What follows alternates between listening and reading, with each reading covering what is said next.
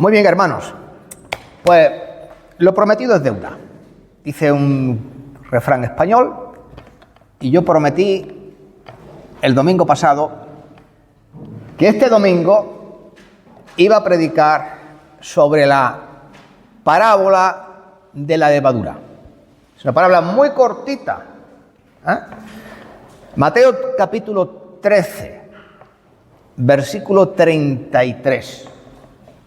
Ahí hay solo un versículo. Así que mira qué parábola tan corta. ¿Estáis ahí?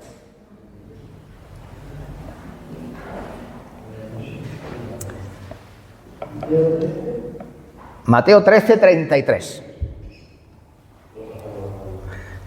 Y alguien si lo quiere leer también, hay un pasaje paralelo a este. Es Lucas 13, 20 y dice exactamente lo mismo.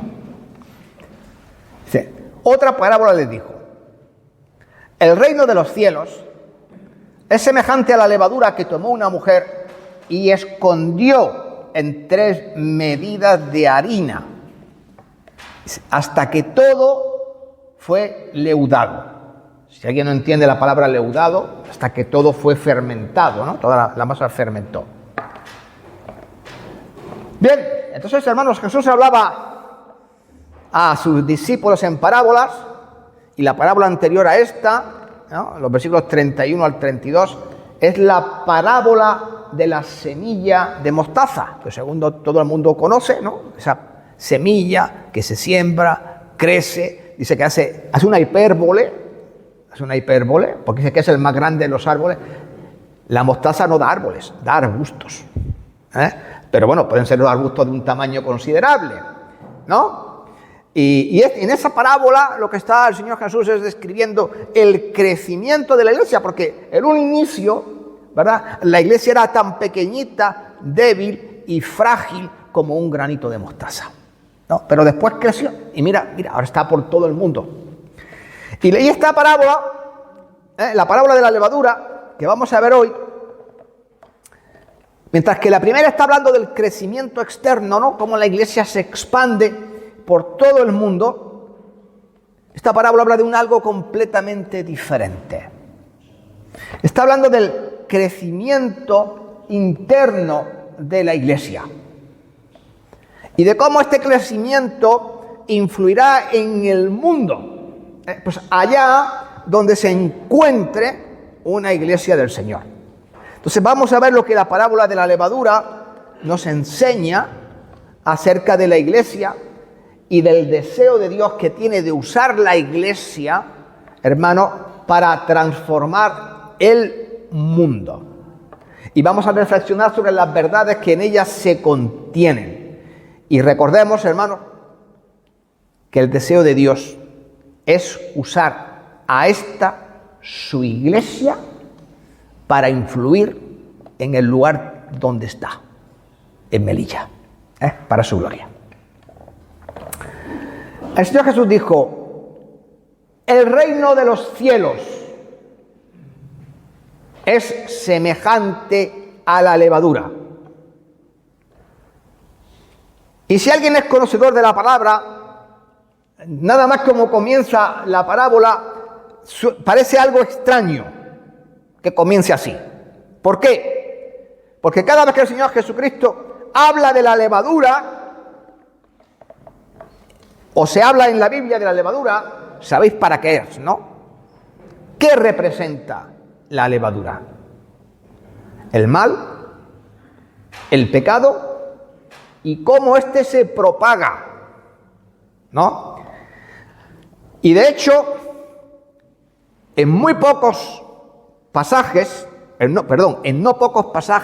se habla de la levadura de forma negativa. ¿Cuál es el primer pasaje que aparece en la Biblia donde se habla de la levadura de forma negativa? Tenemos que irnos a Éxodo, ¿verdad? Y en Éxodo 12, 14 dice, está hablando de la celebración de la Pascua, ¿no? Y dice: y este día os será en memoria y lo celebraréis como fiesta solemne para Jehová durante vuestras generaciones por estatuto perpetuo lo celebraréis. 7 días comeréis panes sin levadura.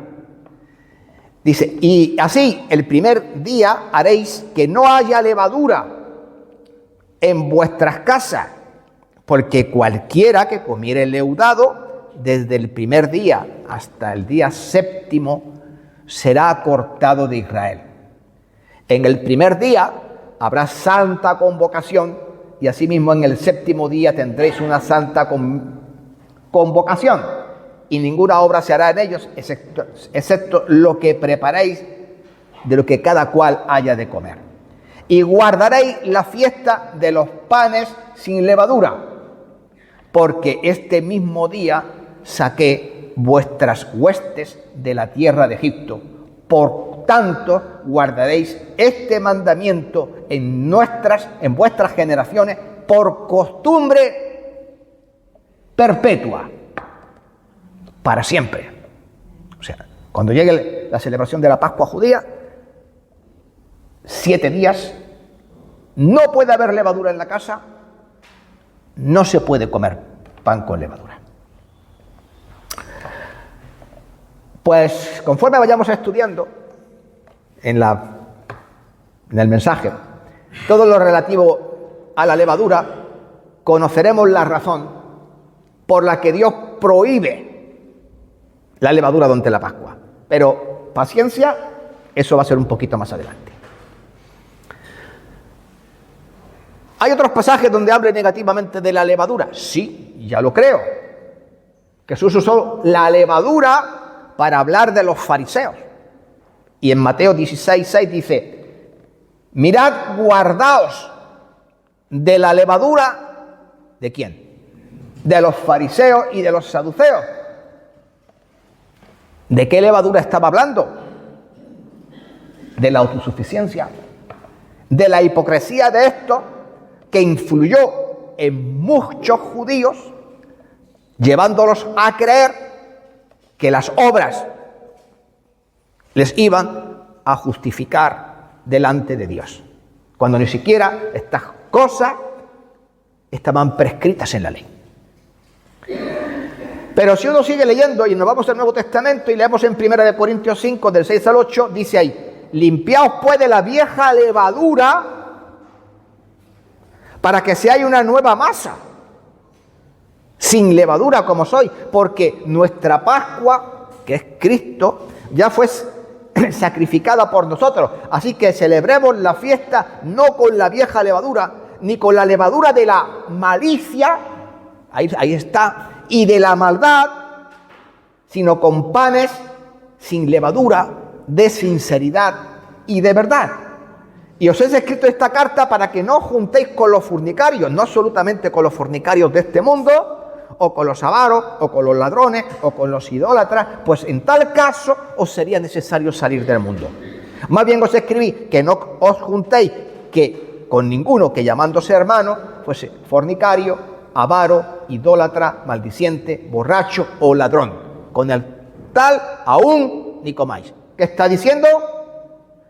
Que había pecados en la iglesia de Corinto que están descritos en ese pasaje, y esos pecados son comparados con la levadura.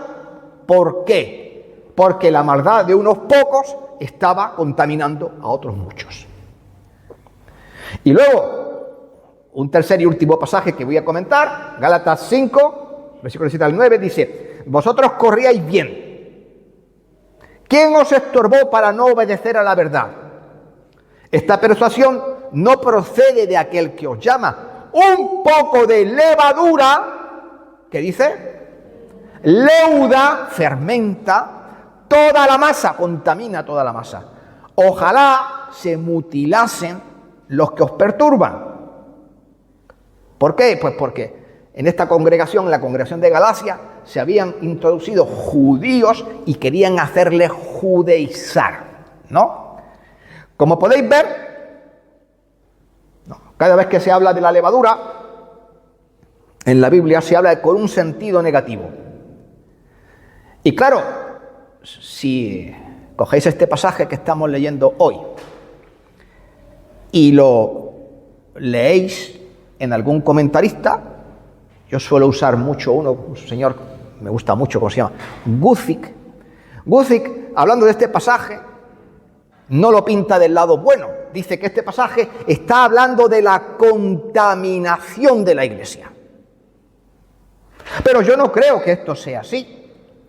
Tampoco estoy negando que en la iglesia del Señor haya problemas y que la iglesia del Señor no se haya contaminado, porque sin ir más lejos, todo el mundo sabe esto, están los que hacen de la iglesia un espectáculo y mienten a la gente enseñándoles doctrinas impropias de Cristo, como por ejemplo el evangelio de la prosperidad, ¿no? Y otras doctrinas espurias.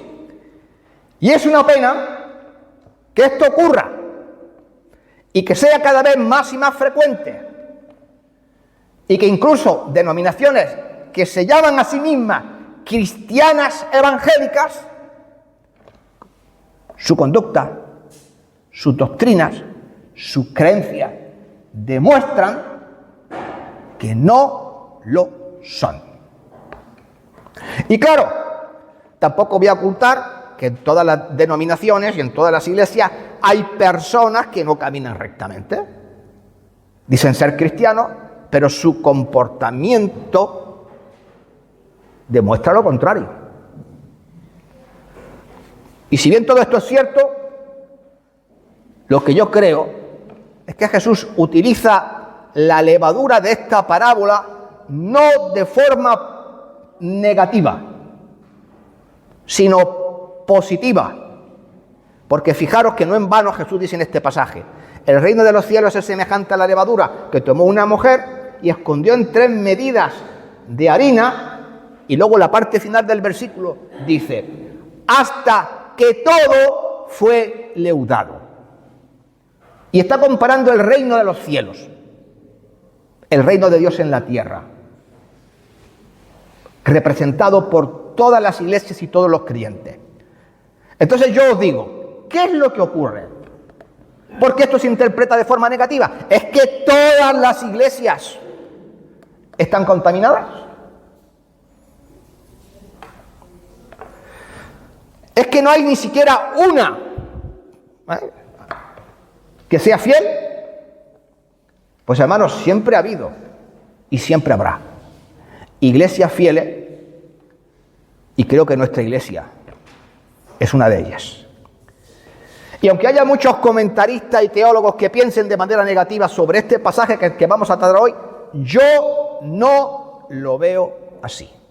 Y por eso creo que la levadura en este pasaje no se usa de esta forma, sino que está hablando de una metáfora de cómo la influencia positiva de la iglesia se va a extender por el mundo. La levadura en sí misma, si os dais cuenta, le pasa como al dinero. El dinero no es bueno, pero es que tampoco es malo. ¿Me entendéis? Todo depende del uso que hagas del dinero. Lo puedes usar para cosas buenas y lo puedes usar para cosas malas, evidentemente. ¿Y qué pasa con la levadura? La levadura, lo que aquí simboliza, es una influencia que se ejerce sobre algo. Y por supuesto, la influencia puede ser buena o puede ser mala, según cómo se ejerza. Pero insisto, aquí se habla de una influencia positiva. Y no soy yo el único que piensa estas cosas. El doctor Strong, ya me habéis citar a este hombre más de una vez, el que hizo el famoso diccionario Strong de hebreo y hebreo, dice lo siguiente. Dice: levadura, cimé, influencia propagadora de lo que suele estar oculto. La levadura es generalmente un símbolo de la naturaleza propagadora del mal, ¿no? Lo que dije al principio.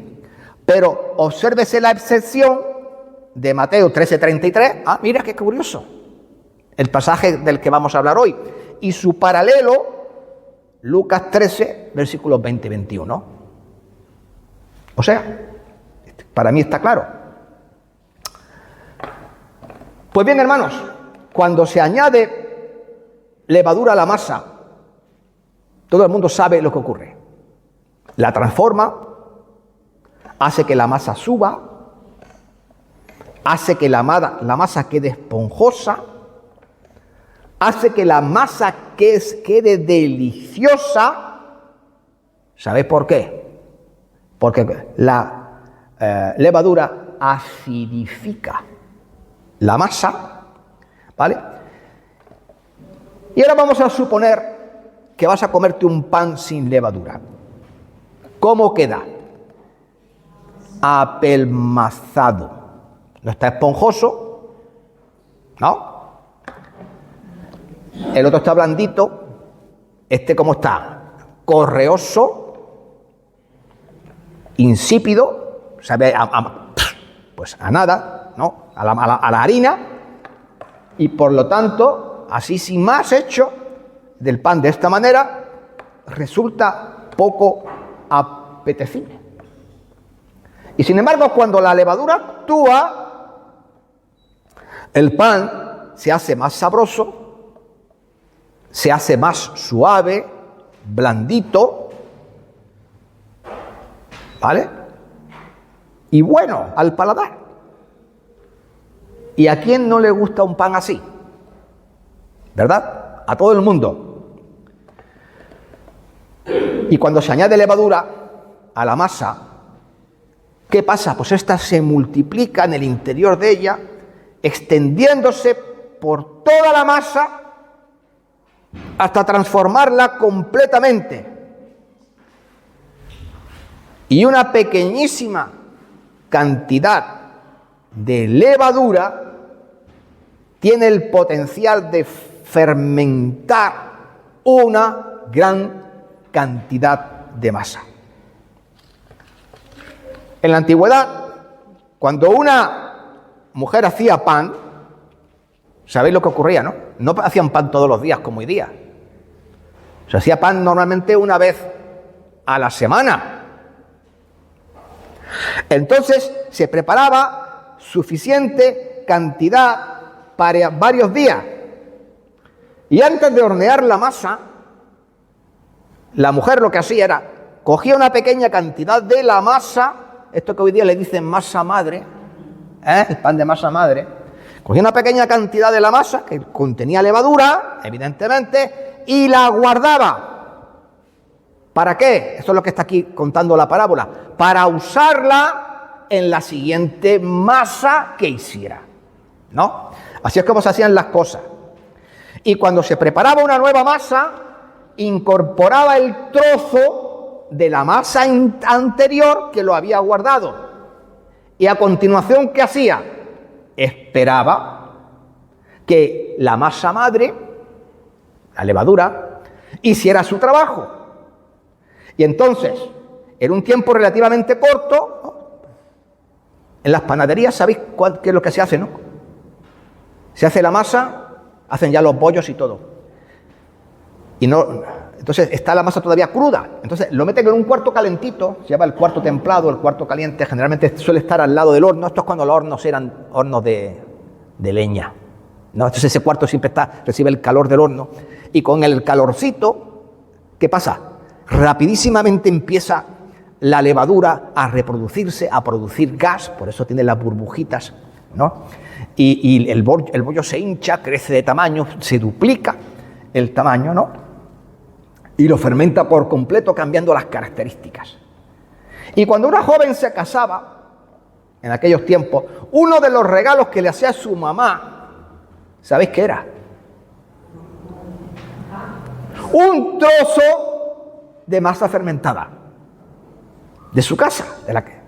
Entonces la joven esposa usaba ese trozo de masa para preparar su primer pan. Y todos los panes que horneaba a partir de entonces los hacía con esa masa madre que le había dado su propia madre. Y esto era un recordatorio constante del amor y de las bendiciones del hogar de su infancia, que de esta manera se deseaba que fuesen transmitidas a su nueva familia. ¡Qué bonito! La próxima vez que se case alguien, en vez de regalarle un florero, le regaláis un trozo de masa madre. Y le explicáis lo que eso significa. Bueno, ya me perdió. Y creo que ahora sí, ahora ha llegado el momento de explicar por qué el Señor, ya que sabemos todo esto acerca de la levadura, por qué el Señor le prohibió a los israelitas que no comieran pan con levadura durante la Pascua. Pues hermano, porque cualquier masa con levadura que hubiesen podido traer con ellos, ¿de dónde venía? De Egipto, de donde habían salido. Y como la levadura simboliza la influencia del mal, pues Dios no quería que la influencia de Egipto influyese en la adoración de su pueblo, contaminándoles, porque siempre habían estado esclavos en una tierra absolutamente idólatra. Porque si algo tienen los egipcios, son dioses para dar, tomar y regalar, ¿no? Y entonces Jesús compara el reino de Dios con la levadura para ilustrar la influencia que la iglesia tendría en el mundo. Y es una parábola, una imagen de cómo va a usar Dios a la iglesia en cualquier lugar donde ella esté presente. Y al igual que la levadura, la iglesia tiene el poder de hacer, escuchad bien esto, mucho bien para la gloria de Dios. Dice el versículo 13, lo vuelvo a recordar: el reino de los cielos es semejante a la levadura que tomó una mujer y escondió en 3 medidas de harina hasta que todo fue leudado. Entonces el versículo hace referencia al hecho de tomar esa masa madre, ¿recordáis? Incorporarla en la nueva masa para que ésta suba y fermente. Hemos hablado de esto hace nada, ¿no? Esta mujer estaba haciendo pan. Y como ya comenté, no se hacía pan todos los días. Normalmente una vez en semana para toda la familia. Y no está como este pan que tenemos nosotros hoy día, ¿no? Que lo haces hoy, a las 2 horas puedes usarlo como un elástico, como una goma, ¿no? Así, parece chicle. No, el pan de verdad, bien hecho, artesano, no tiene nada que ver con esto. Dice que usó 3 medidas de harina, 3 seah. ¿Cuántos son estos? Aproximadamente 22 kilos de harina. Mucha harina. Pero lógicamente, con toda esa masa, saldrían bastantes panes, alimentaría a una familia numerosa, porque recordar que en aquellos tiempos eran patriarcados y estaba el papá, la mamá, los hijos que se habían casado y vivían allí, ¿no? Como una tribu familiar. Y entonces estaban el padre, los hijos, los nietos, etcétera, etcétera, etcétera. Eran familias muy numerosas. Entonces la pequeña cantidad de la levadura que la mujer esconde en la masa, suena la trompeta y dice: papá, aquí estoy yo actuando. ¿Habéis visto alguna masa que diga eso? Yo ninguna, ¿Cómo actúa la levadura? Silenciosamente, secretamente, ¿no? Hasta que todo se fermenta. Y ahí lo que está diciendo, esto es lo que ocurre con el reino de Dios, que reside en el corazón de su pueblo, que es la iglesia. En el pan, la influencia positiva de la levadura actúa desde dentro hasta que transforma toda la masa. En el reino de Dios, la influencia y el poder del evangelio en el corazón de cada creyente transforma el mundo para la gloria de Dios. Y cuando el Señor salva un alma, ¿qué pone en ella? Levadura. Pero fíjate qué levadura tan especial. Porque por un solo espíritu fuisteis todos bautizados en un cuerpo, sean judíos, sean griegos, sean esclavos, libres, esclavos o libres, y a todos se os dio a beber de un mismo espíritu. Por si no había entendido lo que estoy diciendo, Efesios 1:13. En él también vosotros, habiendo oído la palabra de verdad del evangelio de vuestra salvación, y habiendo creído en él, fuisteis sellados con el Espíritu Santo de la promesa. Esta es la levadura que tú tienes dentro de ti. ¿Y para qué está esa levadura? ¿Para qué funciona? ¿Qué es lo que hace en un hijo de Dios? Fijaros bien. Si me amáis, Juan 14:15, guardad mis mandamientos, y yo rogaré al Padre y os dará otro Paráclito, Consolador, para que esté con vosotros para siempre. El Espíritu de verdad, el cual el mundo no puede recibir y no le ve, ni le conoce, pero vosotros le conocéis. ¿Por qué? Porque mora en vosotros y estará en vosotros y no os dejará huérfanos. Entonces tú tienes un compañero constante, tienes un miembro de la Trinidad viviendo dentro de ti para brindarte y darte ayuda, por eso es lo que significa Consolador, Paráclito, en cada momento. Y por cierto, cuando dice que a ellos enviaré otro Consolador, ese otro, lo que está diciendo es que te envío otro de la misma categoría que yo. O sea, Dios está morando en ti. Tenemos una gran bendición, ¿verdad? ¿Para qué más tenemos el Espíritu Santo? Dice, nos es dado como un maestro. Dice, porque cuando venga el Espíritu Santo de verdad, Él os guiará a toda la verdad, porque no hablará de su cuenta, sino que hablará todo lo que oyere y os hará saber las cosas que habrán de venir. Él me glorificará, porque tomará de lo mío y os lo hará saber. Todo lo que tiene el Padre es mío, por eso dije que tomará de lo mío y os lo hará saber. Así que, ¿qué es lo que hace el Espíritu Santo? Nos enseña las profundidades de la palabra de Dios y nos ayuda a comprenderla y nos ayuda a saber más sobre Dios y a crecer en nuestra relación con Él. Esta es una de sus funciones. Él es nuestro maestro. Y luego te dice, pero a cada uno de Dios le es dada la manifestación del Espíritu para provecho. 1 Corintios 12:7. Y en el 11 dice, pero todas las cosas las hace uno y el mismo Espíritu, repartiendo a cada uno como Él quiere. Eso significa que el Espíritu Santo nos otorga dones a cada persona que sea salva. Y estos dones no son los mismos, varían de una persona a otra, pero cada creyente tiene que usarlos para el servicio del Señor dentro de la iglesia. Y por último, el Espíritu Santo nos capacita para servir, porque fijaros lo que dice Gálatas 5. El fruto del Espíritu es amor, gozo, paz, benignidad, bondad, fe, mansedumbre, templanza. Contra tales cosas no hay ley. Entonces, cuando el Espíritu de Dios mora en la vida de una persona, como la levadura que es, transforma cada aspecto de la masa de nuestra vida. Habita en el creyente y le capacita para vivir una vida santa. Por eso la palabra del Señor nos dice que no te embriagues con vino y que antes bien seas lleno ¿de qué? Del Espíritu Santo, de la levadura de Dios. Y ahora voy al grano.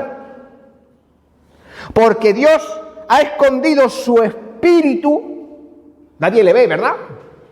Como la levadura, nadie le ve. Una vez que lo echas ahí, se mezcla con la harina, ya no lo ves.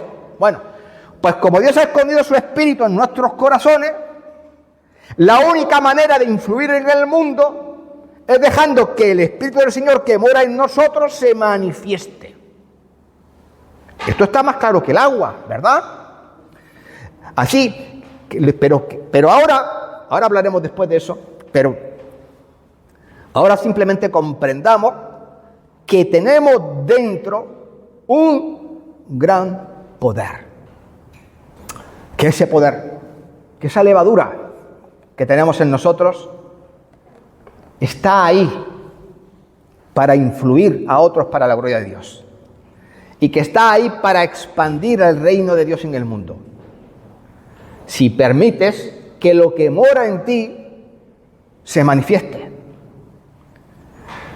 Pero si no le permitimos, ¿qué pasará? Pues como el pan sin levadura. Pues no influiremos en nadie, ¿no? Y no lograremos ningún cambio en nada ni en nadie. Y está claro, creo yo, que si Jesús nos tiene a todos nosotros aquí, es con un propósito. Y de eso es lo que vamos a hablar a continuación. La pequeña cantidad de masa leudada que la mujer puso en la masa comenzó a actuar. Comenzó a trabajar en el interior de la masa y ejerció su influencia, como hemos leído, hasta que los 22 kilos de harina fueron transformados. Y la influencia de la levadura fue positiva, porque el pan con levadura, ya lo he dicho antes, es esponjoso, es más apetitoso, tiene otro sabor, y no se parece para nada a la insipidez de un pan ácimo. Entonces la levadura mejoró el pan, insisto en eso, debido a su efecto. Y como la levadura es la masa, el pueblo de Dios, que sois todos vosotros aquí presentes,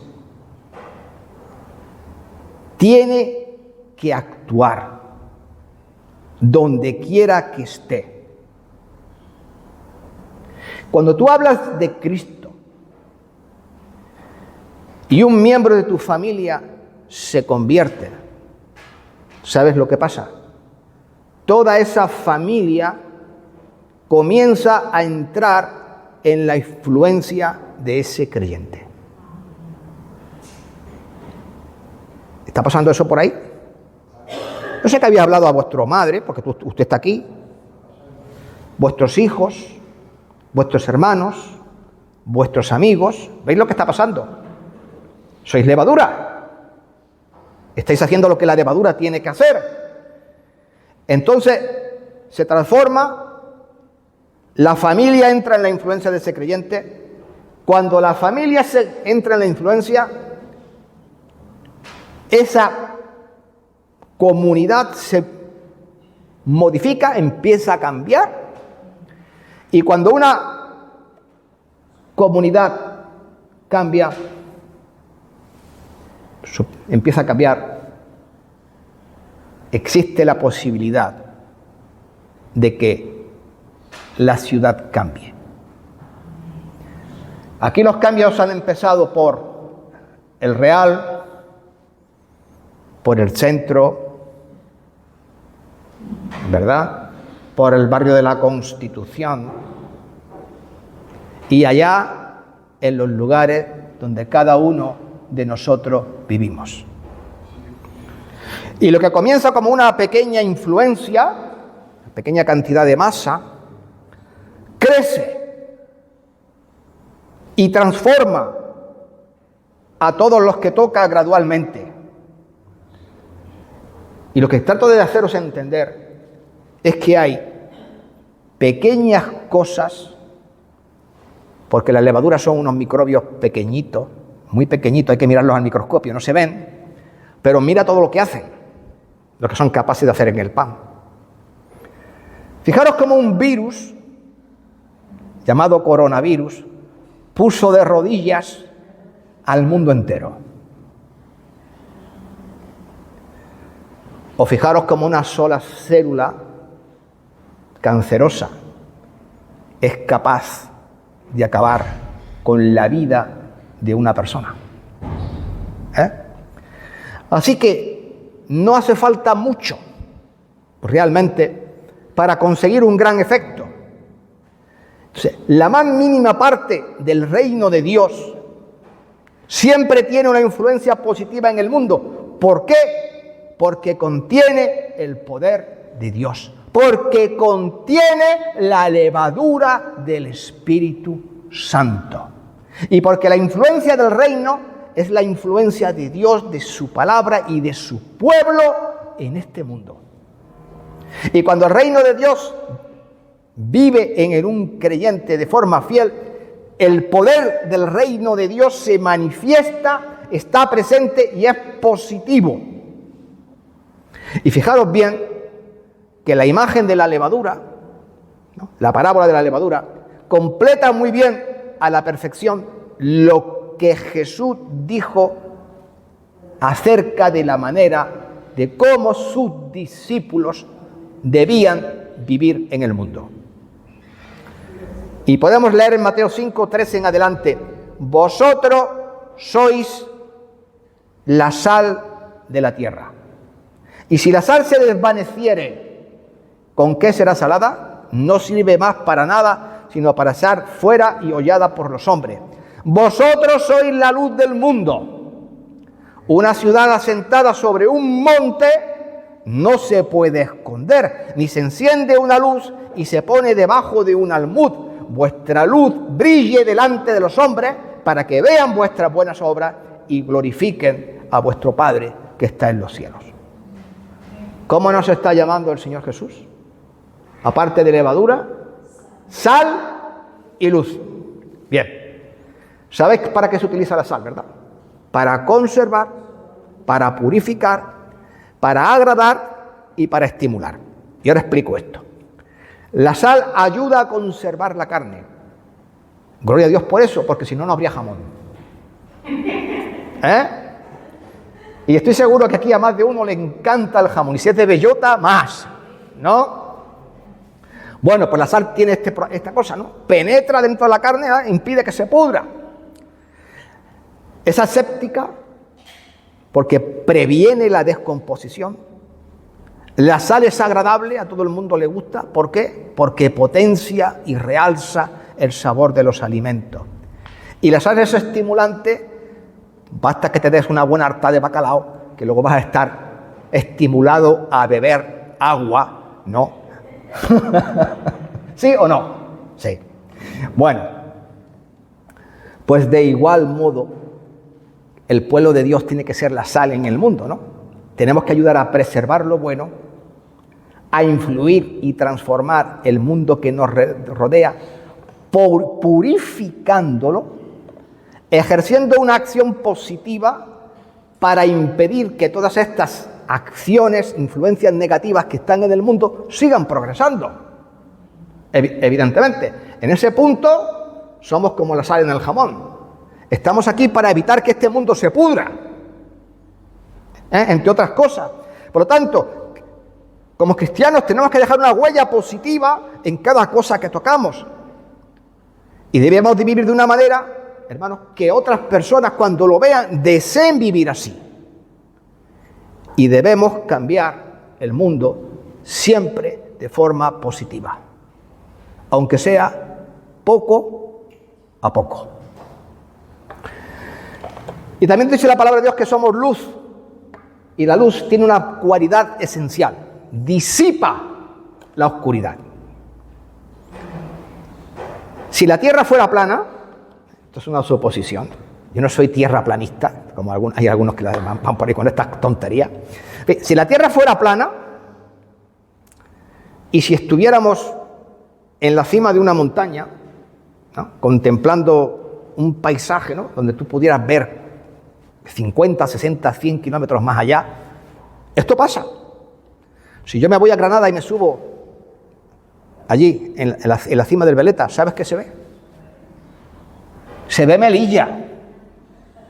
En un día claro, se ve la costa africana, se ve allá a lo lejos, y está a 100 y pico kilómetros.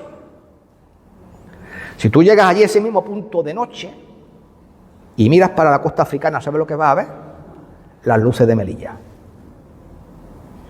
Es más, si estuviera a lo alto de una montaña, a 40 o 50 kilómetros, podrías ver la luz de una vela que parpadea. ¿Entendéis? ¿Por qué esto es así? Porque la luz siempre disipa la oscuridad. Y cuando Jesús le dijo a su pueblo, ustedes tienen que ser luz, la intención es que disipemos la oscuridad del mundo que nos rodea. Pero si ocultamos nuestra luz jamás influenciará en el mundo si no la dejamos ver. Eso es clarísimo. Entonces, hermanos, tenemos el potencial de influir en el mundo si permitimos que la luz del Espíritu Santo y la levadura del Espíritu Santo y la sal del Espíritu Santo, hermanos, que habita en nosotros, brillen para la gloria de Dios. El Señor, hermanos, puede usar cualquier cosa, nuestros testimonios, nuestra vida, nuestra iglesia, a cada uno de nosotros. Y yo sé que Dios lo está haciendo, porque aquí están vuestros padres, ¿verdad? Porque aquí están vuestros hijos, porque aquí están vuestros amigos, vuestros familiares, y sé que clarísimamente le estáis hablando de Cristo a quienes os conocen. Por eso y no por otra cosa, por eso la iglesia está creciendo. Y por eso estamos influenciando en el mundo a nuestro alrededor. Y lo estamos haciendo poco a poco, cambiándolo. Y si el Señor nos dejó aquí, hermanos, nos dejó aquí para ser diferentes. Pero eso solo ocurre si permitimos que la levadura que está oculta en nuestro interior como en la masa se manifieste. Os lo digo ya por enésima vez. Hay poder y hay influencia en nuestras vidas. Y el mundo debe verlo, o jamás el mundo será influenciado por ello. Y las cosas pequeñas, ya lo hemos visto, pueden tener una gran influencia. Y eso, hermanos, nos incluye a nosotros, porque somos tan pequeños como la levadura. Hoy estábamos leyendo en la clase de escuela dominical. Mirad que no hay muchos sabios entre vosotros. Verá que no hay muchos altos, muchos no sé qué, sino que lo necio, lo vil, lo humilde, lo sencillo. ¿Y qué somos nosotros? Eso mismo. Escogió Dios, ¿no?, para humillar lo que es con lo que no es. Y ahí estamos. Ese es nuestro poder. Eso es nuestro poder. Y yo decía, ¿y qué tenía que ver esto con la predicación de la semana pasada? Pues hombre, cuando tú empiezas a hablar de Cristo a tu familia, a tus hermanos, a tu padre, a tu madre, ¿qué pasa? Satanás se pone, ¡bravo, bravo! No. Entonces, ¿qué es lo que hace? Pues te pone palos en las ruedas para que pienses en los problemas que te genera y dejes de hablar de Cristo. Ya está. Eso es lo que él hace. Bueno, y termino. Durante mucho tiempo, el pueblo de Dios ha actuado como un termómetro. ¿Sabéis lo que es un termómetro, no? Pasivamente mide la temperatura. Te dice, esto está frío, esto está caliente. Pero el termómetro no puede hacer ninguna otra cosa. Solamente te dice, cualquier persona poco inteligente dice, hay que ver cómo está el mundo, lo mal que está el mundo y cómo van las cosas. Y después de todas estas guerras que estamos viendo, pues ¿para qué vamos a decir? Pero más que un termómetro, mejor es ser un termostato. ¿Qué es lo que hace el termostato? El termostato no mide la temperatura. El termostato regula la temperatura. El termostato que tiene el aparato de aire acondicionado dice 27 grados. ¿Y qué es lo que hace? Que el aparato esté funcionando hasta que aquí se alcanza 27 grados. Esa es la verdad. ¿Qué es lo que estoy diciendo esto? Pues que Dios no quiere que tú seas como un termómetro que simplemente es capaz de decir esto está bien o esto está mal. Lo que Dios quiere es que tú cambies las cosas que están mal en este mundo. Entonces yo te voy a hacer una pregunta. ¿Cómo describirías la influencia que estás teniendo en tu familia y en esta sociedad en la que vives. ¿Eres sal? ¿Eres luz? ¿Estás encendiendo una pequeña llama que cambie el mundo que te rodea? Pues hermanos, es hora de afrontar lo que somos y de convertirnos en lo que el Señor quiere que seamos. Levadura en esta tierra. Que el Señor os bendiga.